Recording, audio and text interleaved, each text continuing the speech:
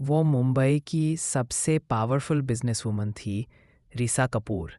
उसकी खूबसूरती, उसका स्टाइल और उसका आत्मविश्वास, हर कोई उसकी तारीफ करता था।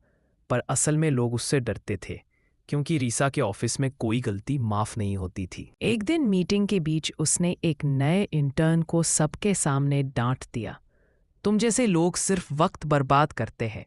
कमरा सन्न था, सबकी निगाहें झुक चुकी थीं।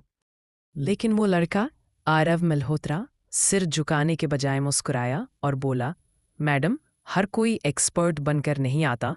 कभी कभी एक मौका काफी होता है साबित करने के लिए।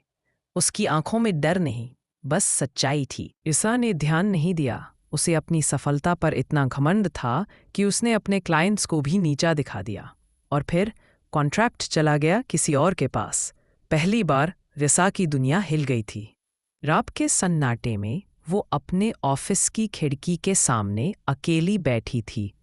बाहर शहर चमक रहा था, पर अंदर उसका मन अंधेरे में डूब चुका था। उसने अपने ही चेहरे को शीशे में देखा और पूछा, क्या मैं सच में जीत रही हूं? उसे अपने पिता की बातें याद आई। बेटा, जीत का मतलब सिर्फ ऊपर चढ़ना नहीं, इंसान बने रहना भी है। उसने तब हंसकर कहा था, पापा, फीलिंग्स से कोई एम्पायर नहीं बनता। आज वही बात उसकी रग रग में गूंज रही थी। अगले दिन उसने देखा, वो वही इंटर्न आरव चुपचाप सबके साथ मिलकर कंपनी को फिर से खड़ा करने की कोशिश कर रहा था। बिना घमंड, बिना डर, बस मेहनत और जुनून के साथ। उसने पहली बार किसी को देखा जो ताकतवर था, लेकिन विनम्र भी। वो मुस्कुराई, शायद पहली बार, अपने अंदर के तूफान को पहचानते हुए। कई हफ्तों बाद प्रोजेक्ट सफल हुआ। ऑफिस में तालियां गूंज उठीं। रिसा अब मुस्कुरा रही थी।